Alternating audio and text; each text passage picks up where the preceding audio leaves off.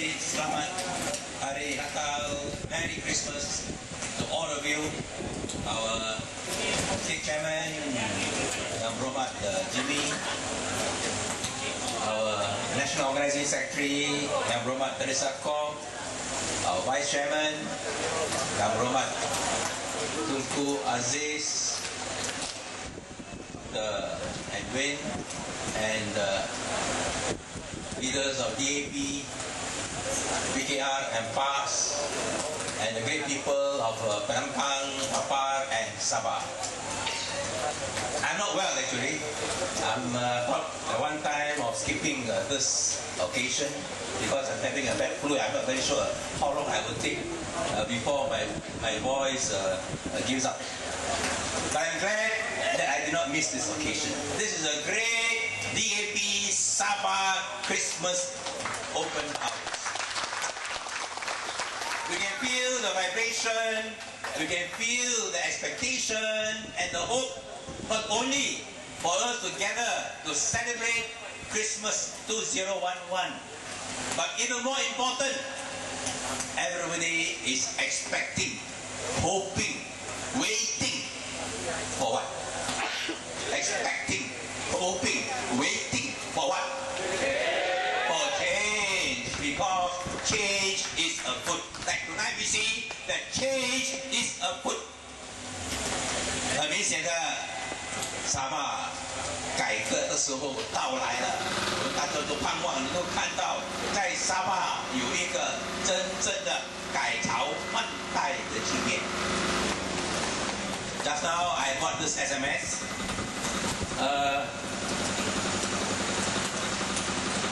From one of you, I won't give his name. Lim Kit Siang, welcome, and Kopi Siang. Your presence in the heartland of our Kadazan community in Penampang always bring encouragement to bring about hope of the community and enlightening us of what is currently happening and problems we are facing politically, socially and economically.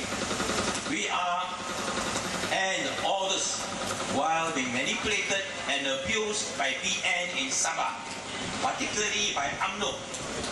Thank God we have Pakatan, DAP, PKR and PAS.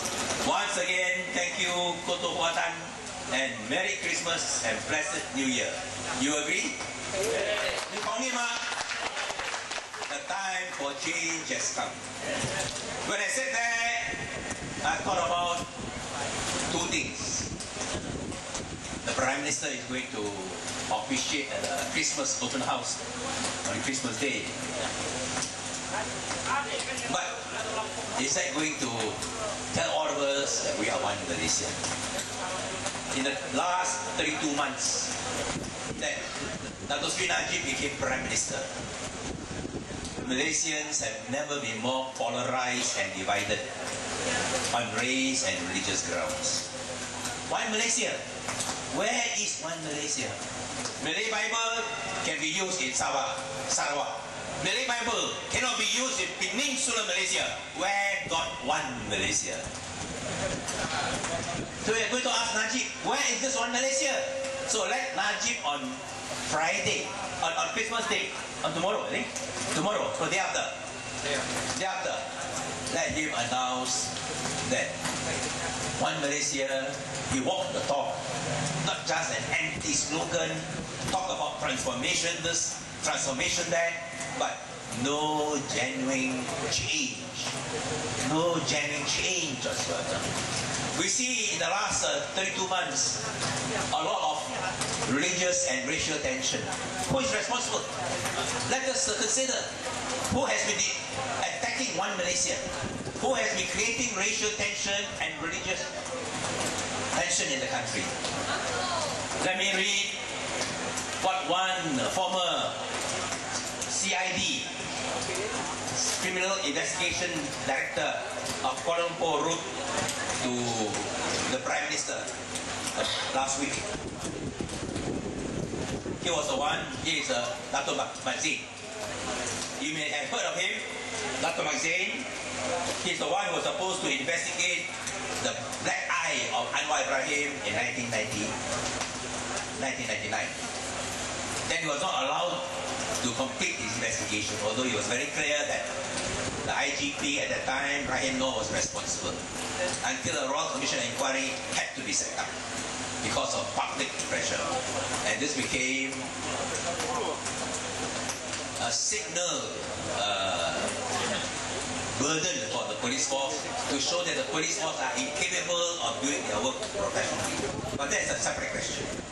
This is his letter to the Prime Minister, open letter to the Prime Minister about the worsening religious tension in the country. Because there are people who say the DAP is anti-Malay, anti-Islam, anti-rulers, that the Malay race under siege, Islam under attack, and Malay ruler system in danger. Who has created this danger? Who has created this attack? This is what he said. Sepanjang tempoh perkhidmatan juga, that's in his years as a top police officer.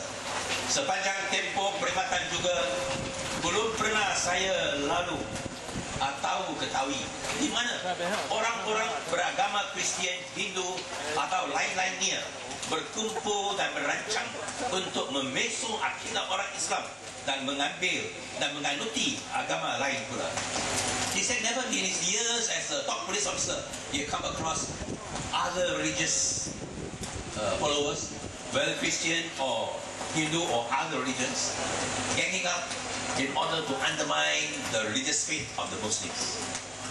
Setahu saya, bukan mudah untuk memesong akidah seorang Islam. Hanya seorang Muslim yang boleh dan mudah untuk mesesatkan keimanan seorang Muslim lain. Only a Muslim can undermine the Muslim faith of another Muslim. And that is the fact. You see the last 32 months, that is what is happening. Rakyat sedar bahawa yang amat berhormat sedang melalui satu tempoh yang goyah dan tidak ketentuan serta berbingkong, dan dalam kebimbangan namun itu tidak bermakna YAB dan penasihat-penasihat peribadi layak memperalatkan institusi kerajaan yang tertentu mengeluarkan khutbah Jumaat seperti yang dibacakan minggu lalu. So those who are reasonable, those who are rational can see who are the people who are creating racial tension. What is Christmas? As Teresa told us, 2011 years ago, a baby was born to spread the words of joy, peace, and love. But in the last 32 months, who have been spreading the voice of hatred, the message of tension, and even hatred. It's very clear. If we have a Prime Minister who is fair, who is just, go through the last 32 months, who are the people who are responsible for undermining the very national fabric of our country. Now we come to Sabah. We are coming to the end of the year, beginning of the year of 2012. 13th January election is around the corner, especially after K. Toyo's case today. You know K. Toyo's case? K. Toyo hari ini adalah didapati bahawa bersalah korupsi dan 12 bulan dipenjarakan. Dan rumah dia, banglo dia confiscated. Election is very, very close. And on the January the 9th, they are moving, will be the case of Anwar Ibrahim in his sodomy 2 trial, and nobody expects any justice in the courts. But the message I want to communicate tonight is this: elections is around the corner. Elections will be 2012. For Sabah, it has a special significance. I've always said that Sabah has this 9-year political cycle. Every 9 years, great things happen in Sabah. Correct or not? Every 9 years, great things happen in Sabah. 1967, state elections, Tun Sabah became Chief Minister. 9 years later, what happened? 1976, tumbang. Kulit cahaya formed the government. Tun Fuan. Then you have the 666 crash. Hari Saleh, Berjaya, 1976. 9 years later, 1985, what happened? Berjaya tumbang. Because of his corruption, abuse of power, lost contact with the people. 1985, PBS, Joseph Parry Kitingan formed the government of Sabah. 9 years later, 1994, what happened? 1994, what happened? PBS toppled. Barisan National came in. UMNO came in. And they talk about the rotation of chief ministership. But was there a full rotation of the chief ministership among the three races? Was there? Katasan Dusun Murut. How long did Katasan Dusun Murut serve as a chief minister in those 9 years? How long? 9 bulan. It was a total betrayal. 9 years later, 1994 was 2003. Anything big happen? 2003, anything big happen? I say yes.